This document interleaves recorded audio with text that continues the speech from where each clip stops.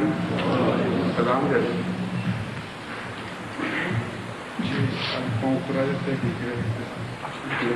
बिल्कुल नहीं करते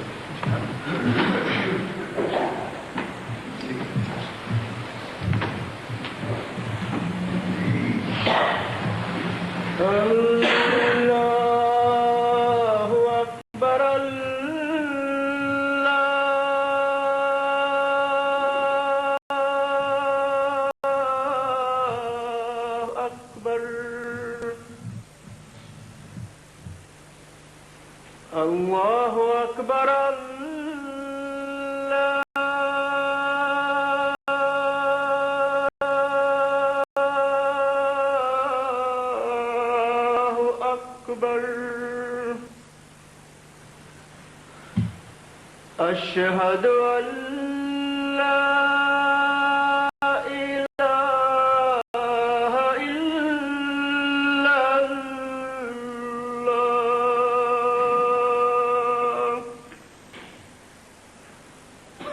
أشهد أن لا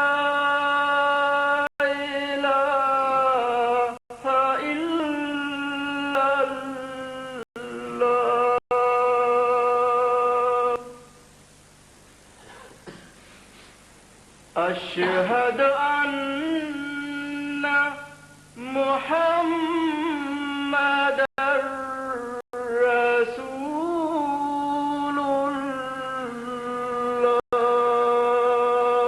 الله أشهد أن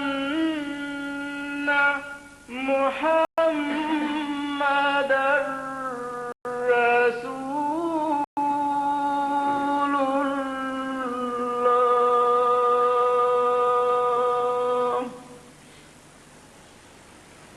حي على الصلاة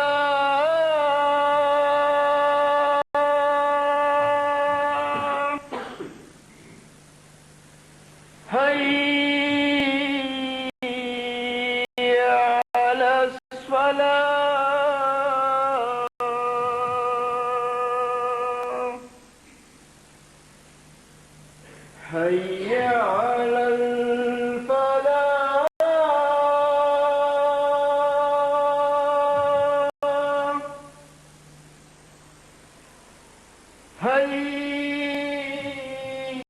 حي على الفلاح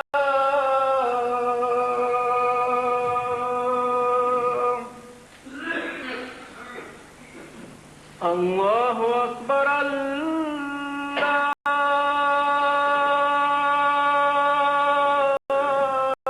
الله أكبر لا إله إلا الله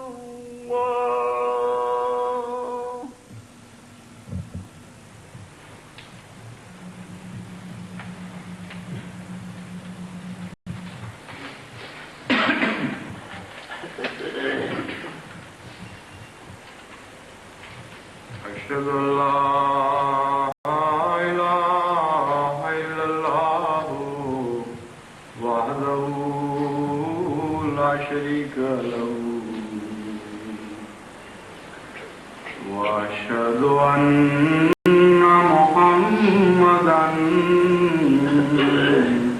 عبده ورسوله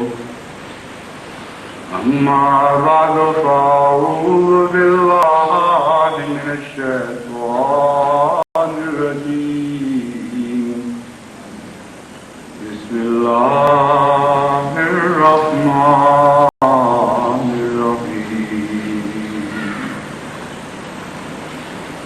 الحمد لله رب العالمين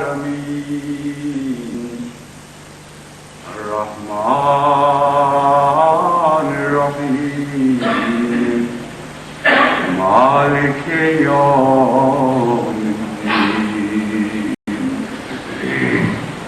إياك نعبد وإياك نستعين اهدنا الصراط المستقيم صراط الذين أنعمت عليهم غير المغضوب عليهم ولا الضالين. ربنا إننا سمعنا مناديا ينادي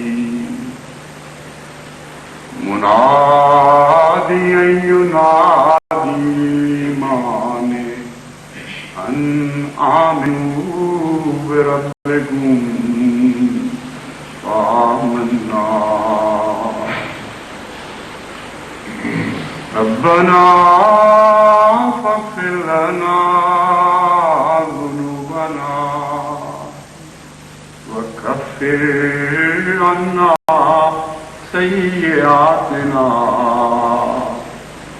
وتوفنا مع الأبرار.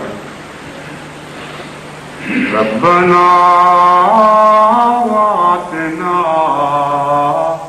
ما وعدتنا على رسلك ولا تخزنا يوم القيامة إنك لا تخلف الميعاد.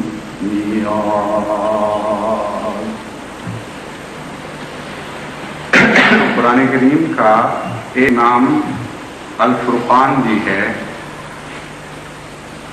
یعنی یہ ایک ایسی کتاب ہے جو ایسے کھلے کھلے اور روشن نشانوں سے اور امتیاز کرنے والے دلائل سے بھری ہوئی ہے، جو بینات کی صورت ہے. جیسے دن اور رات میں تمیز مشکل نہیں ہوتی سوائے اس کے کہ کوئی اندھا ہو، اسی طرح حق اور باطل کی تمیز ایسی نمایاں کر دیتا ہے کہ سوائے ان لوگوں کے جن کی آنکھوں پر پردے پڑے ہوں، ان کے لیے حق کو باطل سے الگ کر کے دیکھنا مشکل نہیں رہتا. ان دلائل میں سے جو حق اور باطل کے امتیاز کے قرآن کریم پیش فرماتا ہے، ایک دلیل یہ بیان فرمائی گئی ہے کہ حق والوں کی دل آزاری کا تصور اور ہوتا ہے اور باطل والوں کی دل آزاری کا تصور اور ہوتا ہے. باطل اور وجوہات سے مشتعل ہوتا ہے اور حق اور وجوہات سے مشتعل ہوتا ہے، اور پھر دونوں کے دل آزاری کے رد عمل بھی مختلف ہوتے ہیں. چنانچہ متعدد قرآنی آیات میں یہ مضمون بکھرا ہوا ہے. ایک طرف تو وہ لوگ جو مومن کو دیکھ کر مشتعل ہو جاتے ہیں، ان کے اشتعال کی اندرونی کیفیت تجزیہ یوں فرمایا گیا کہ جب وہ ان کو نشو و نما پاتے دیکھتے ہیں، جب وہ دیکھتے ہیں کہ وہ ہر صورت بڑھ رہے ہیں اور ہماری کوئی تدبیر کارگر نہیں ہو رہی، اس سے ان کو اشارہ آتا ہے. چنانچہ فرمایا لیزید بہم الکفار. یہ ایک بہت ہی خوبصورت طرز بیان ہے. یہ نہیں کہا گیا کہ مومنوں کی بعض حرکات کے نتیجے میں ان کو غصہ آتا ہے. فرمایا لیزید بہم الکفار، مومنوں کو دیکھ کر غصہ آتا ہے، یعنی ان کے وجود سے غصہ آتا ہے. اب وجود تو کوئی جرم نہیں ہے، لیکن ان کی آنکھیں ٹھنڈی نہیں ہو سکتی، ان کے سینوں کی آتش بجھ نہیں سکتی جب تک مومنوں کو وہ جلتا پھرتا دیکھ رہے ہیں. اس لیے یزید بہم الکفار میں اتنا گہرا فلسفہ اتنے مختصر الفاظ میں بیان فرما دیا کہ اس سے زیادہ اس اشتعال انگیزی کی تعریف ممکن نہیں ہو سکتی. فرمایا مومن تو ضرور اشتعال دیتا ہے، یہ نہیں کہ مومن اشتعال نہیں دیتا، مگر اپنی حرکتوں کے ذریعے نہیں، اپنے وجود کے ذریعے. اور غیر مطمئن ہو ہی نہیں سکتا جب تک کہ مومن کا چلتا پھرتا وجود اس کو نظر آ رہا ہے. جب تک وہ وجود نہ مٹ جائے اس کے دل کی آگ ٹھنڈی نہیں ہوتی.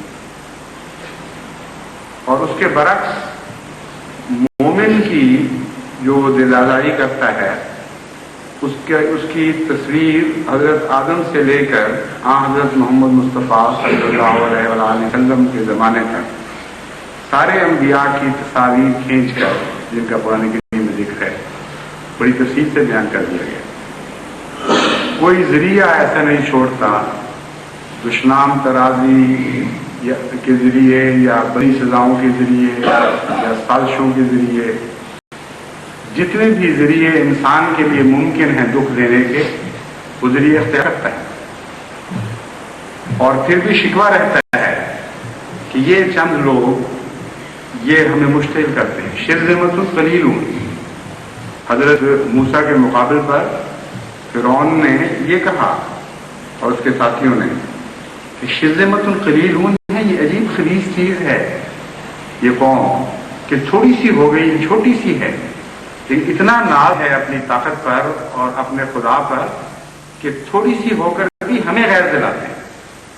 ان کی مجال کیا ہے، کی حیثیت کیا ہے، پاؤں تلے ہم ان کو کچل دیں. اور تھوڑے سے لوگ یہ بازی نہیں آ رہے، غصہ ہی دلائی چلے جا رہے ہیں. اور غصہ ہے کیا، یہ کہ مر نہیں رہے، مٹ نہیں رہے ہم سے، ہم سارا زور لگا رہے ہیں لیکن یہ بڑھتے چلے جا رہے ہیں. تو یہ خلاصہ کھینچ دیا کہ غصہ دلاتے ہیں اور ساتھ اس میں ان کا دفاع بھی فرما دیا. جیسا کہ میں نے بیان کیا تھا پہلے بھی بارہا کہ قرآن کریم دعوے کے ساتھ دلیل بھی بیان کر دیتا ہے. بہت سے لوگ جو سرسی نظر سے قرآن کریم کو دیکھتے ہیں وہ سمجھتے ہیں صرف دعویٰ کیا گیا، حالانکہ دلیل موجود ہوتی ہے. شرذمۃ قلیلون کہہ کر انہوں نے اپنے اعتراض کا خود رد کر دیا. غصہ تو ان کو ضرورت ہوتی ہے دلانے کی جو بڑی بڑی قومیں ہوا کرتی ہیں. وہ جذبات سے کھیلتے ہیں، وہ لوگوں کے احساسات کو کچلتے ہیں اور غصہ دلاتے چلے جاتے ہیں اور پرواہ نہیں کرتے کیونکہ ان کو گھمنڈ ہوتا ہے اپنی طاقت کا. شرذمۃ قلیلون بیچاری کہاں سے غصہ دلائے گی؟ تو شرذمۃ قلیلون کہہ کر مومنوں کا دفاع بھی فرما دیا تھا کہ تم ان کو جن کو گندا سمجھ رہے ہو، جن کو غصہ دلانے والا کہہ رہے ہو، ساتھ ہی یہ بھی تو کہہ رہے ہو کہ ایک قدی کی حیثیت ہے اور پھر کہتے ہو غصہ دلاتے ہیں. عقل کی خلاف باتیں کر رہے ہو، تمہارا دعویٰ تمہارے خود اپنے دعوے کی تردید کر رہا ہے. ایک طرف تو غصہ دلانے کی نہایت ہی عمدہ تشریح فرما دی اور امتیاز کر دیا مومن کے غصے میں، وہ مومن کے غصہ دلانے میں اور کافر کے غصہ دلانے میں. سچ اس طرح غصہ دلایا کرتا ہے اور جھوٹ اس طرح غصہ دلایا کرتا ہے. اور دوسری طرف یہ بتا دیا کہ سچ مشتعل ہوتا ہی نہیں، باوجود اس کے کہ غصہ دلانے کے سارے ذرائع باطل اختیار کرتا ہے اور اس کے باوجود سچ مشتعل نہیں ہوتا، اس کی شرشت میں اشتعال نہیں، اور باوجود اس کے کہ غصہ دلانے کا کوئی طریق بھی مومن اختیار نہیں کرتا، دشمن مشتعل ہو جاتا ہے. یہ وہ حقیقت ہے جس کو سارے انبیاء کی تاریخ دہرا رہی ہے ان معنوں میں کہ کچھ لوگ ناری وجود ہیں اور کچھ نورانی وجود ہیں یا پانی کے اور مٹی کے بنے ہوئے. مٹی کو تو آگ نہیں لگا کر سکتی جو گندی ہوئی مٹی ہو، اور جو ناری وجود ہے اس کو تیلی دیا سلائی دکھاؤ یا نہ دکھاؤ وہ جلتی رہے.